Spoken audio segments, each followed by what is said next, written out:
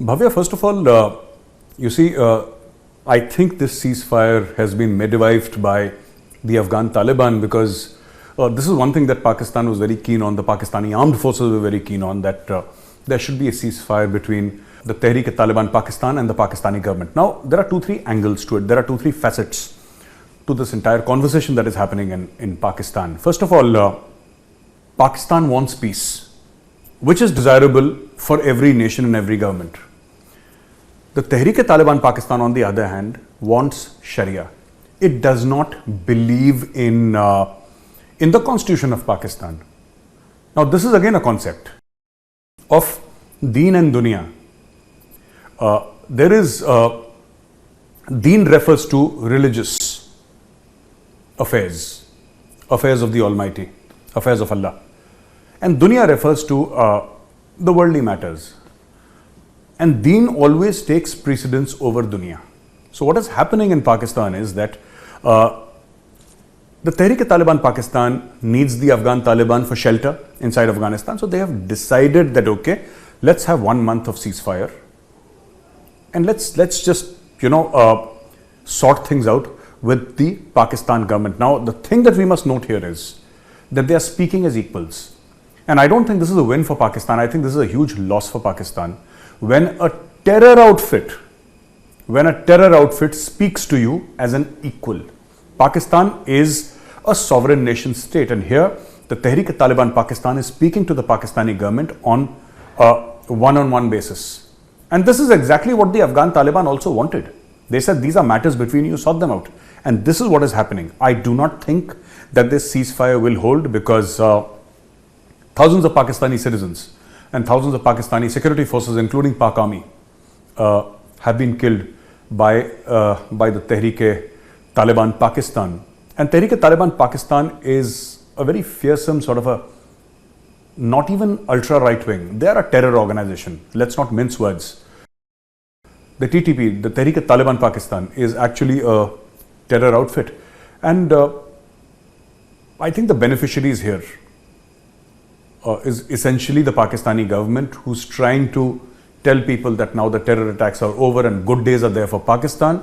There is also that shadow of Chinese influence over Pakistan, telling Pakistan to sort out its differences because obviously they want to exploit Afghanistan. And you cannot exploit Afghanistan if there is terrorism inside Afghanistan and on the Pak-Afghanistan border.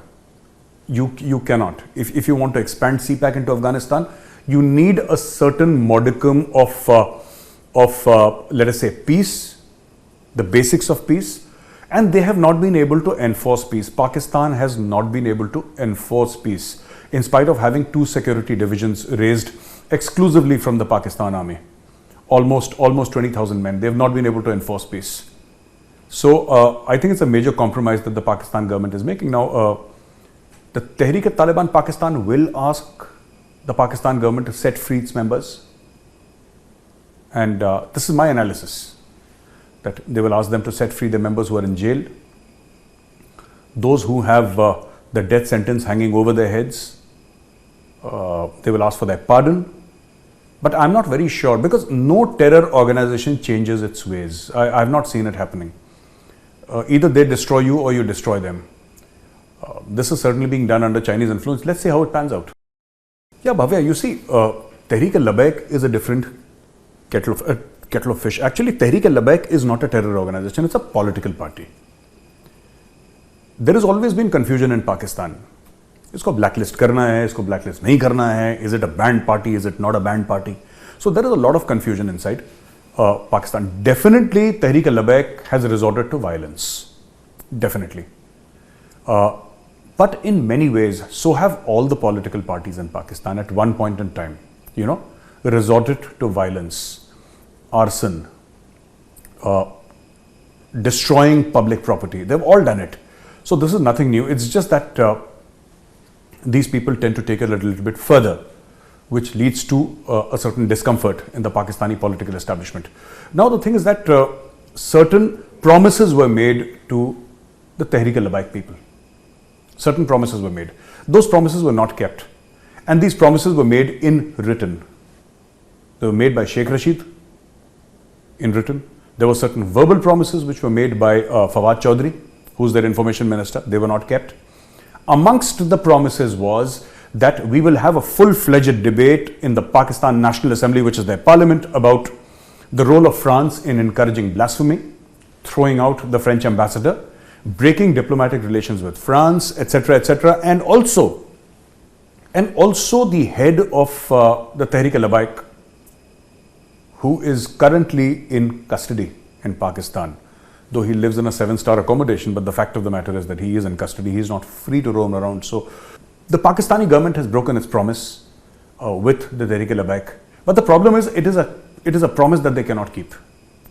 And I reiterate this again and again. After Brexit, the leader of the European Union obviously is France. France is seen as, the leader of the European Union. And if you throw out the French ambassador and if you break all relationships with France, then I think the first thing that's going to happen is GSP Plus, which supports Pakistani exports to the European Union. And if they remove the GSP Plus, then Pakistani goods become non-competitive, and Pakistan suffers billions of dollars of financial damage, if I may put it that way, every year. So this is something that Pakistan needs to sort out.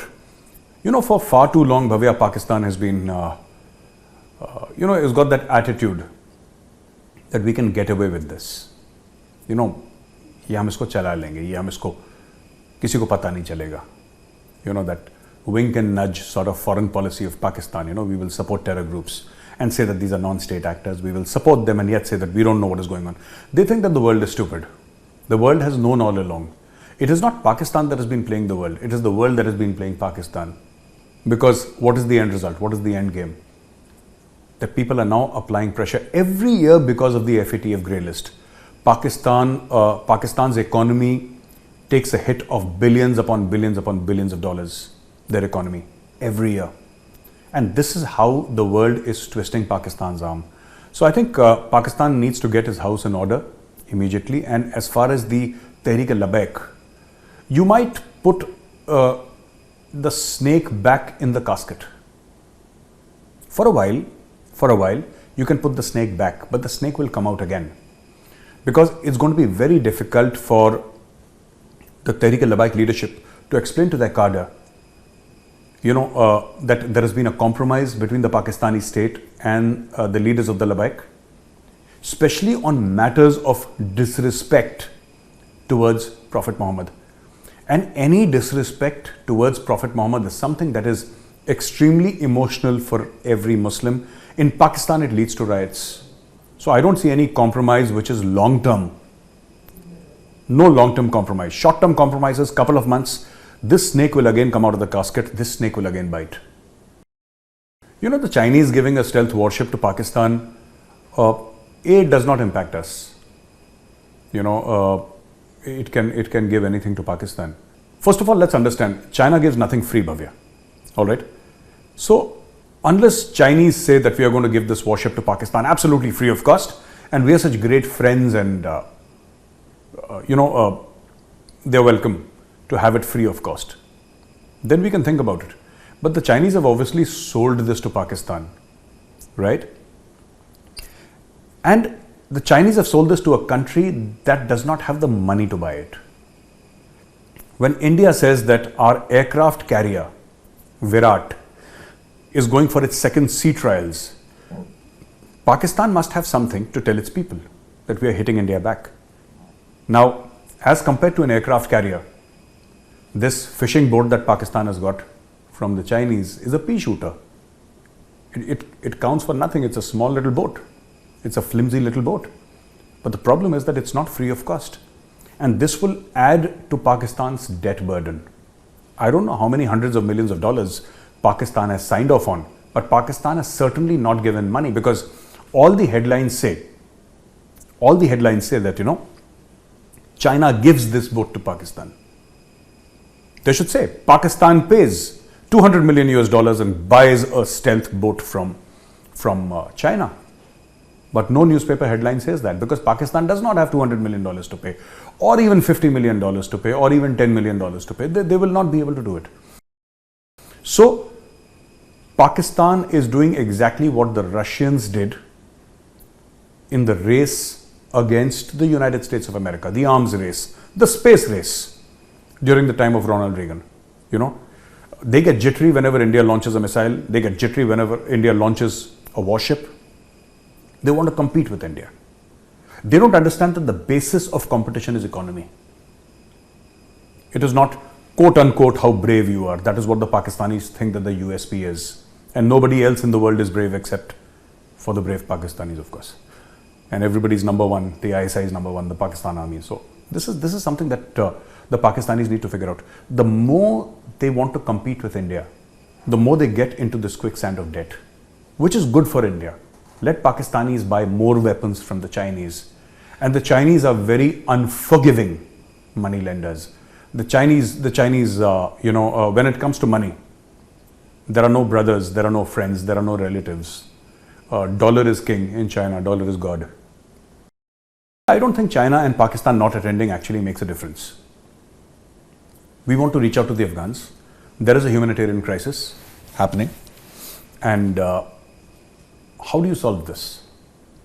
How do you solve this? How do you solve the problem of terrorism? Because Afghan terrorism, or let me not say Afghan terrorism, let me say terrorism emanating from Afghan soil. That is the right word. Terrorism emanating from the Afghan soil. Yes, it is dangerous for India. But India does not have a border with Afghanistan. Terrorism emanating from Afghan soil is far, far, far more dangerous for China and for Pakistan because they share borders with Afghanistan. And, if Pakistan does not want to resolve the issue, so be it. We call them, and this is my personal analysis, I think we call them because tomorrow Pakistan should not say that, India has unilaterally decided to do something in Afghanistan. We did invite them. We did invite China. They chose not to attend. And in choosing not to attend, they have left the field open for India. All the stans, Kazakhstan, Uzbekistan, Tajikistan and this thing. And of course, Iran is attending. Of course, Russia is attending. And Iran has a border. And we have an entry into Afghanistan through Iran. So we'll obviously talk about that. Circumvent Pakistan. Go into Afghanistan through Iran. Why do you need to go through Pakistan at all? Russia has direct access through the Central Asian republics, all the stans, and they are firmly in the Russian bloc. They're Muslim countries, but firmly in the Russian bloc. So yes, the world is looking slightly different now. And if Pakistan thinks that by throwing a tantrum, they can derail, you can't derail or you can't absolutely remove India from Afghanistan because, as I said time and again, you see, there are only two realities in this world, money and death, right? And if Afghanistan needs investment, if Afghanistan needs money, there are only 4 or 5 players in this world who are going to invest money in Afghanistan. There is India, there is China, there is the European Union, there is the United States of America, and maybe one or more country, maybe Russia a little bit. But there is no Pakistan in this list. So how we get into Afghanistan, right? Had Pakistan been on board, fine.